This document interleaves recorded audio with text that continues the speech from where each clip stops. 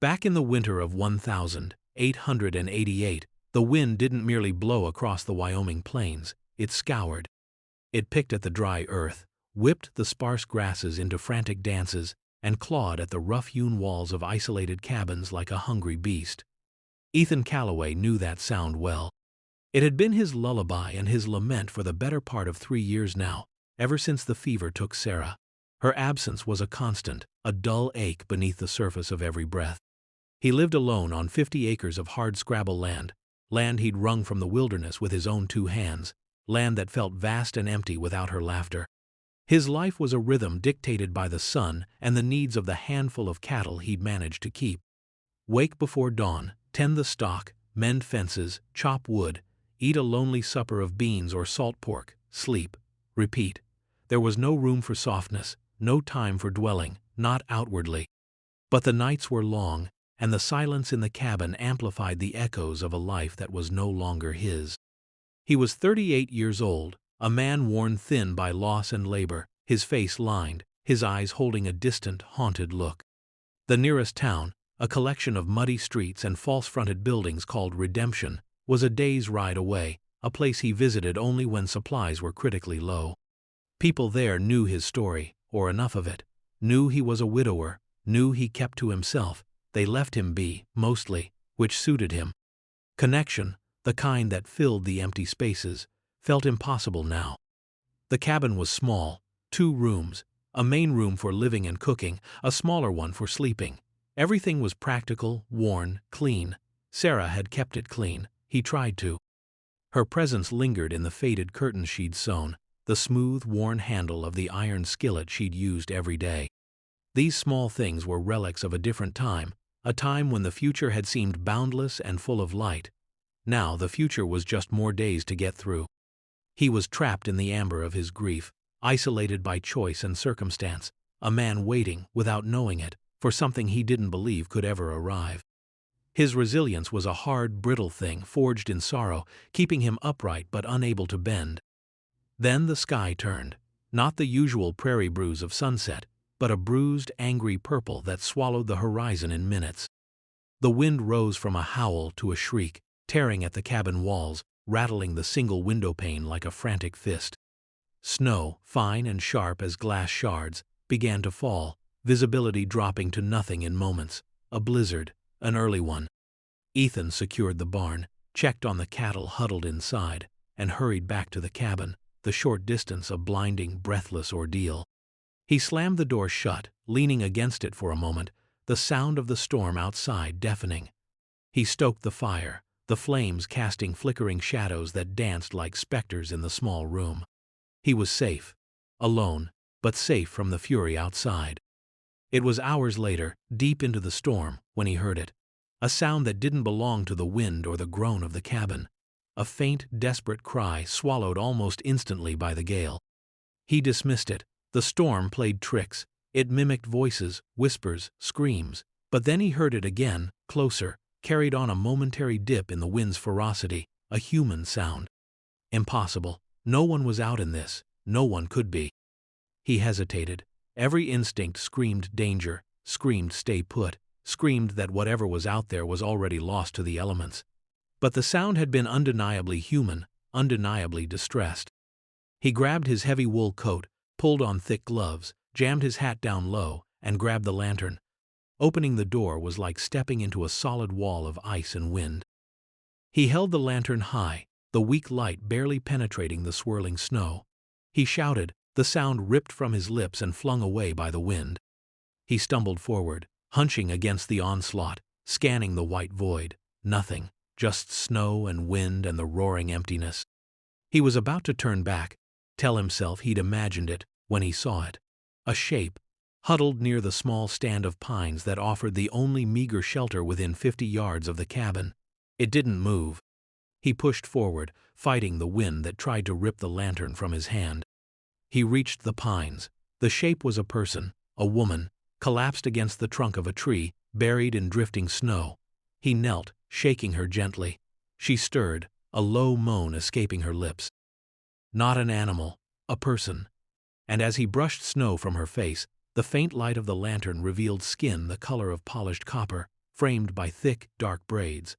She was Comanche, young, very young, and clearly not long for this world if he left her there.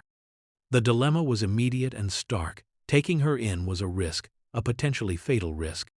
The West was a hard place, prejudice ran deep and ugly, and a white man sheltering an Indian woman, especially one found like this, it invited suspicion, hostility, maybe worse. His own life was precarious enough. But looking at her still, frozen form, the faint rise and fall of her chest, the raw vulnerability etched on her face, the sound of that desperate cry echoed in his mind. He couldn't leave her to die.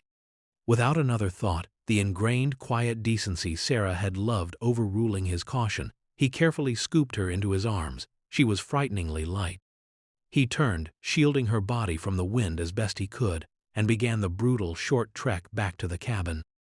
The wind fought him every step of the way, trying to snatch her from his grasp, to bury them both.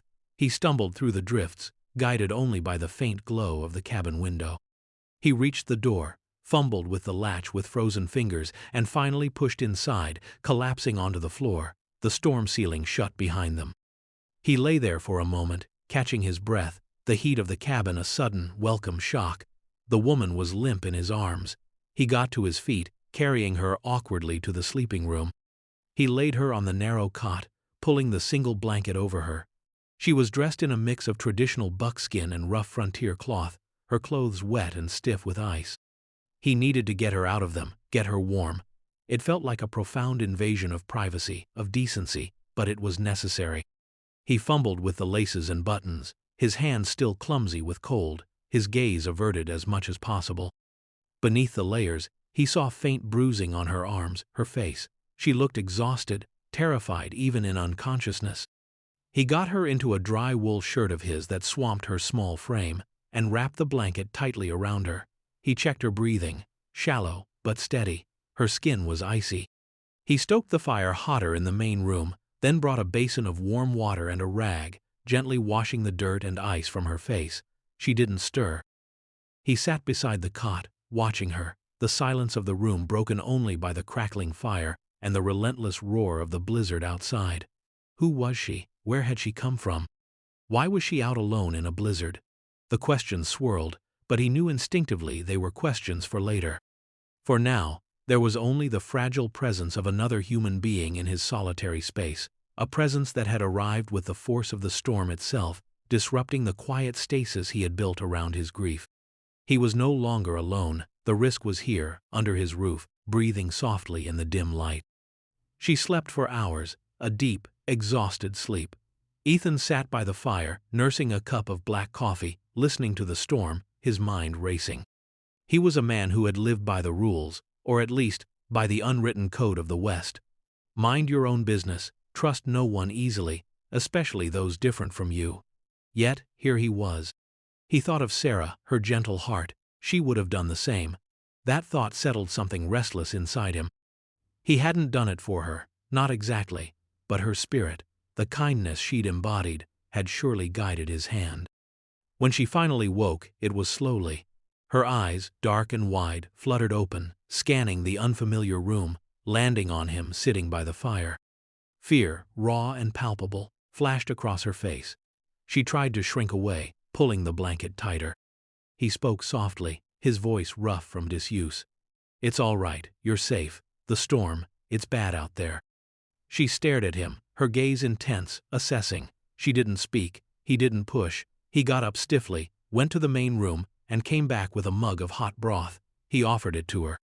She watched his hand, then his face, before slowly, cautiously, reaching out to take it. Her hand trembled slightly. "Drink," he said, "it will warm you." She took a tentative sip, then another, more eagerly. She finished the mug, her eyes closed for a moment in what looked like sheer relief. When she opened them again, some of the fear had receded, replaced by a weary caution. "Thank you," she whispered, her voice thin but clear. Her English was accented, careful. "My name is Ethan," he said. She hesitated then. "Nahili." Nahili. A name that sounded like the wind itself. "You were out in the blizzard," he stated the obvious. She looked away, her gaze fixed on the wall. I had to leave." He waited.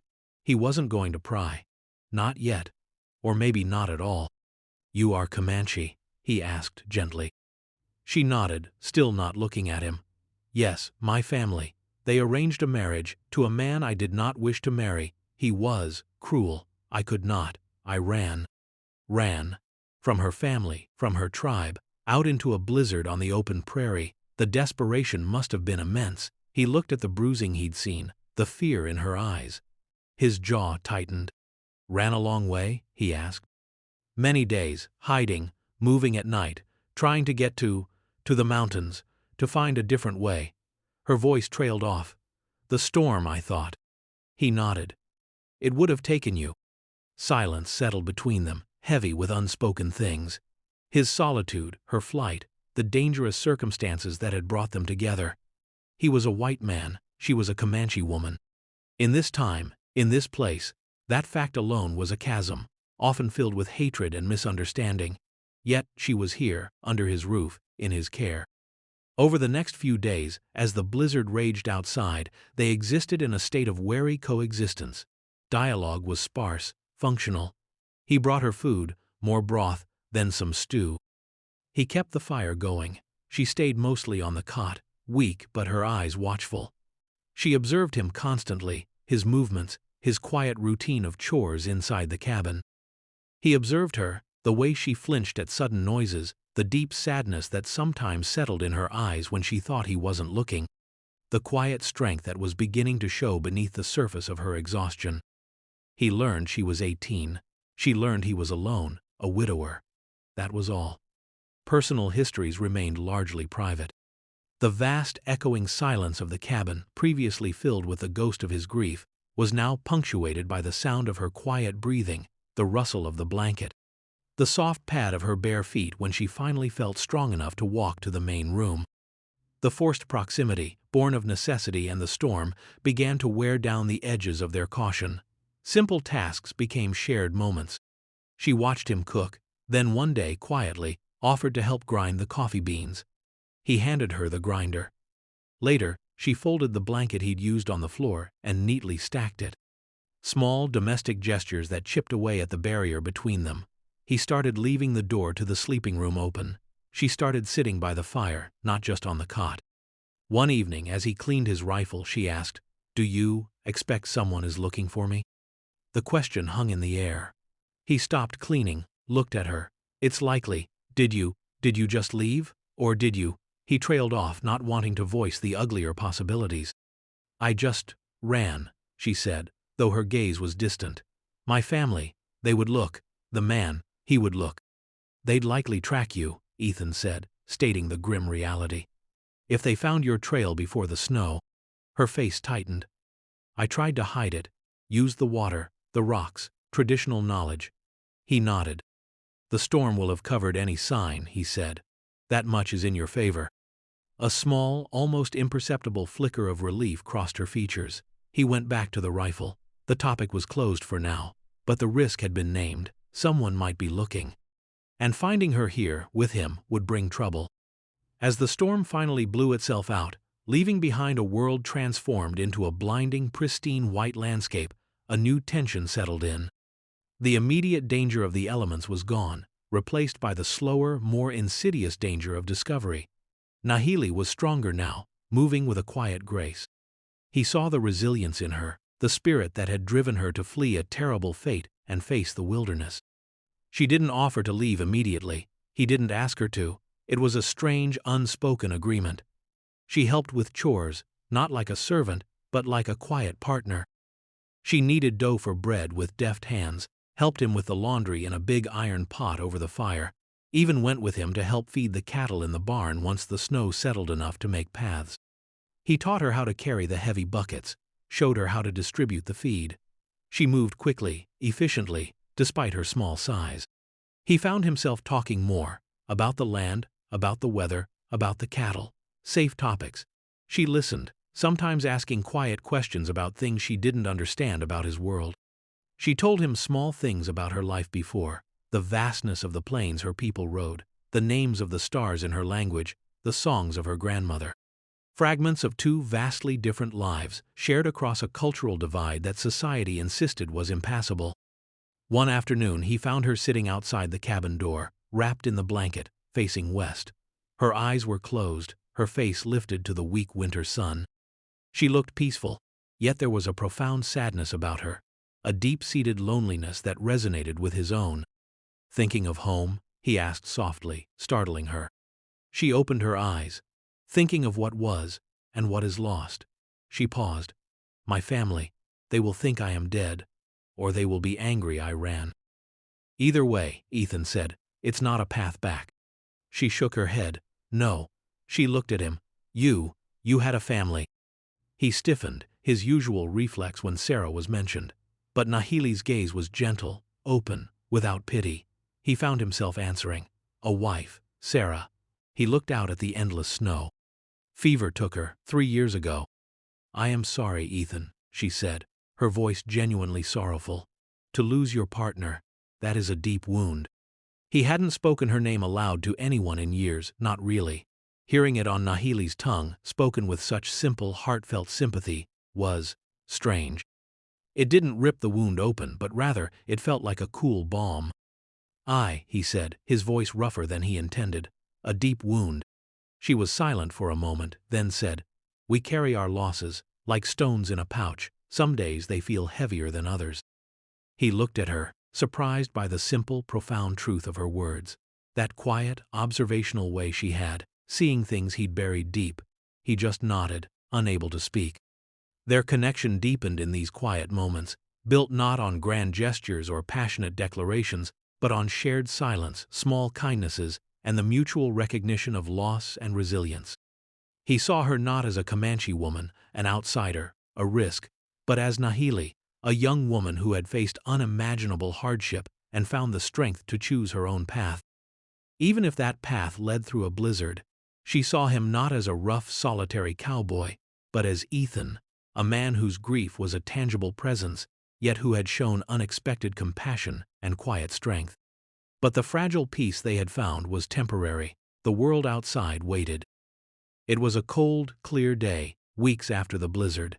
Ethan was out mending a fence near the edge of his property line, Nahili helping him by holding tools, her movements precise and quiet. They saw them then, 3 riders, approaching slowly from the east. They weren't cattlemen, he knew. Something about their posture, the way they scanned the land, felt wrong.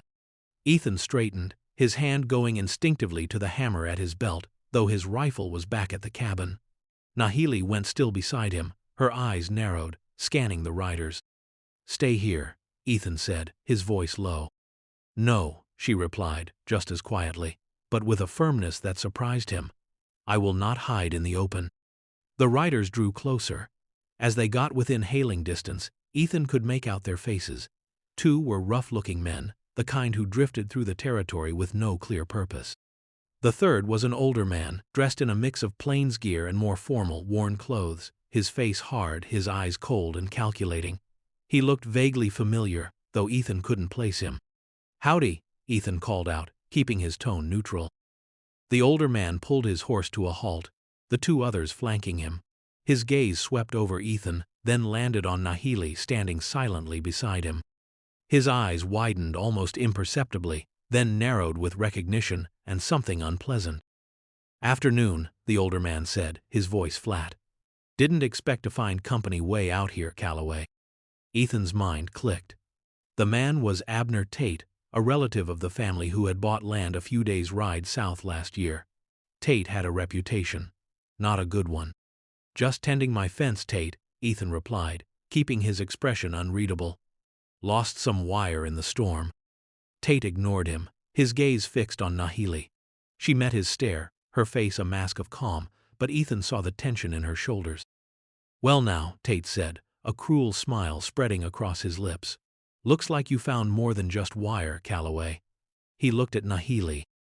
"Didn't reckon you'd run this far, girl. Thought you'd be froze solid by now."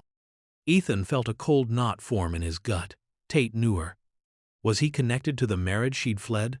To the man who was cruel? Nahili remained silent, her eyes unwavering. "She was near dead in the blizzard," Ethan said, stepping slightly in front of her.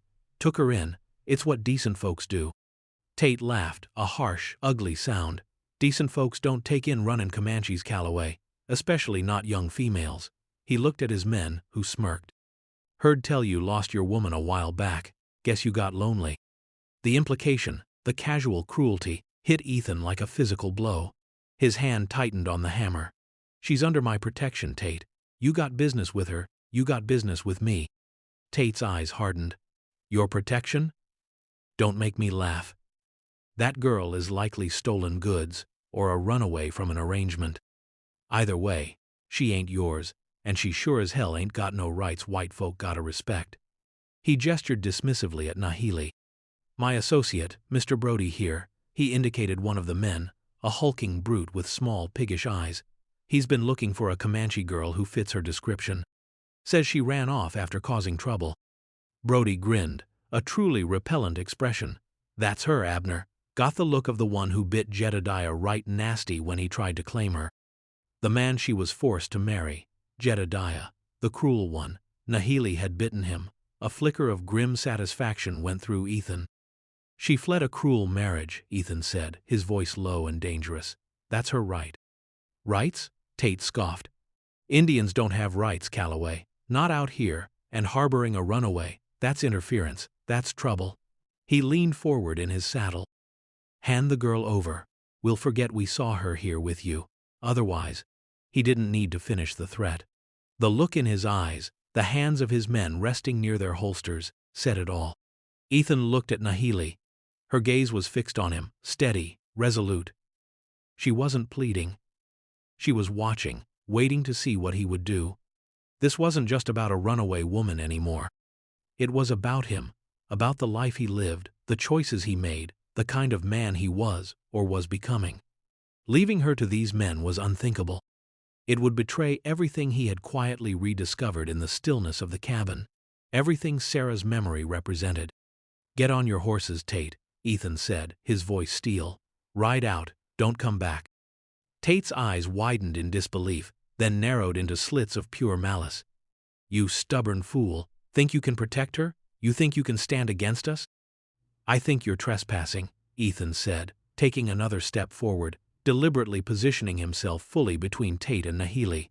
And I think you need to leave my land. Brody spurred his horse forward slightly. Boss, just take her. Calloway here ain't worth the bother.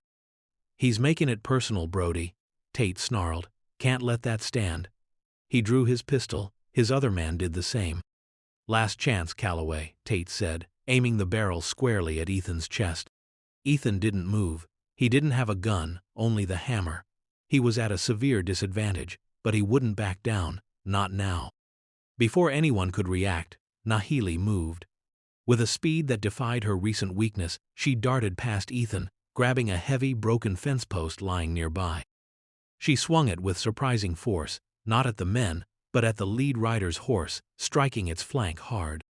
The horse shrieked, rearing back violently, throwing Tate off balance. Tate's shot went wide, kicking up snow uselessly. The other horses, startled by the commotion, became restless. Get the girl, Tate roared, struggling to regain control of his spooked horse. Brody and the other man dismounted, drawing their weapons. Ethan surged forward, swinging the hammer, connecting with Brody's jaw with a sickening crunch. Brody staggered back, dropping his pistol, clutching his face. The third man aimed at Ethan. Nahili, seeing it, threw the fence post at him, a wild, desperate heave. It struck his gun arm, making him cry out and stumble. But Tate had his horse under control now, circling around. I'll shoot the squaw, he yelled, aiming at Nahili. Ethan knew he couldn't reach Tate in time. He saw Nahili flinch, saw the imminent danger. It was a fraction of a second. His training, his instincts honed by years of survival, kicked in. He didn't have a rifle, but he had his hands. He launched himself at the third man, grappling for his gun. They went down in the snow, a tangle of limbs. A shot rang out. Ethan froze, his heart stopping. Had Tate fired? Was Nahili hurt? Then he heard a different sound, a cry of pain from Tate. He looked up. Tate was slumped in his saddle, clutching his arm. His pistol lay in the snow. His horse, still jittery, threatened to bolt. Standing a short distance away, near the edge of the tree line, was an unexpected figure. Old Man Hemlock, who lived even further out than Ethan, a recluse everyone thought was half mad. He held a long rifle, smoke curling from its barrel. Hemlock had come out of nowhere. "Get off his land, Tate." Hemlock's voice was surprisingly clear and steady, "or the next shot won't just nick you." Tate, his face pale with pain and fury, glared from Hemlock to Ethan, who had disarmed the third man and was now standing over him, the captured pistol in his hand. Brody was moaning in the snow, his jaw likely broken. "You'll regret this, Calloway." Tate spat, spurs digging into his horse's flanks. "This ain't over." He rode off, clutching his arm, followed quickly by his third man, who helped the injured Brody onto his own horse before they vanished back the way they came. Silence fell, broken only by the wind and the distant sounds of their retreating horses. Ethan stood there, pistol in hand, chest heaving. Nahili came to his side, her face pale but her eyes burning with fierce relief and something else, something like awe. Old Man Hemlock lowered his rifle, watching them for a moment. He gave a curt nod, a strange knowing look in his eyes, then turned and melted back into the trees as silently as he had appeared. He shot him," Nahili whispered, staring at where Tate had been. "Aye," Ethan said, his voice trembling slightly with the adrenaline crash. He looked at her, truly looked at her. Her quick thinking, her courage in facing down armed men with nothing but a fence post, had saved him. And Old Man Hemlock, an unexpected protector. He dropped the captured pistol in the snow, the violence receding. He turned to Nahili, reached out, and gently cupped her face in his hand. "Are you hurt?" She shook her head, leaning into his touch for a fleeting moment, her fear giving way to exhaustion and the residue of terror. "No, are you?" "I'm all right," he said. He wasn't, not entirely. The shock, the suddenness of the danger, the near miss, but he was alive, and she was safe. They stood together in the snow, the setting sun casting long, cold shadows. The confrontation had been brief, brutal, and decisive. Tate was gone, for now. But his threat, his promise that it wasn't over, hung in the air. They had taken a stand together, and in doing so, they had irrevocably changed their circumstance. They were no longer just two solitary people sharing a cabin out of necessity. They were two people who had faced danger together, who had protected each other. Back in the cabin, after barricading the door and checking the few rounds of ammunition he had, they sat by the fire in a new kind of silence. The wary distance was gone, replaced by a raw vulnerability and a shared sense of relief. "They will come back," Nahili said, her voice quiet. "Maybe," Ethan conceded. "Or maybe Tate will think twice after Hemlock put lead in him. He didn't strike me as the type to face down someone shooting back." "He looked like a man who does not like to be defied," she observed. "Aye, that he did." He looked at her. "You were brave, Nahili. Foolish, maybe, running out like that. But brave." A faint smile touched her lips. "You had no gun. They would have hurt you, or worse." "And they would have taken you," he said, the thought making his stomach clench. "That wouldn't have been better." She was silent, her gaze fixed on the flames. After a while she spoke, not looking at him. "Why? Why did you stand up for me? You know the risk, to shelter a Comanche, and from men like that." He shifted, finding the words difficult. "Didn't seem right," he said finally, "leaving you to them, after everything." He gestured vaguely between them. "After the storm. After. You helping out here. Didn't seem like something a man should do." It was an understated explanation, but she seemed to understand the depth of it. It wasn't just about not seeming right. It was about a fundamental choice, a quiet act of defiance against the ugliness and prejudice of the world outside. A choice born from the fragile connection that had grown between them. "Most men," she said softly, "would have handed me over, or worse." "Most men aren't me," he replied, not with arrogance, but as a simple statement of fact. He thought of Sarah again, and the quiet strength she'd embodied. He thought of the empty years after she was gone. This unexpected responsibility, this need to protect someone else, it had pulled him out of the stagnant pool of his grief. It hadn't erased the pain of losing Sarah, but it had added new color to the monochrome landscape of his life.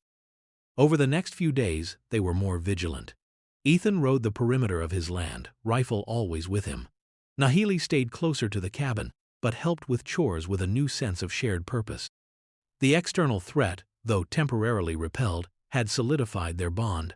There was no longer any question of her leaving or of him asking her to. They were in this together. The shared meals felt less like obligations and more like a quiet affirmation.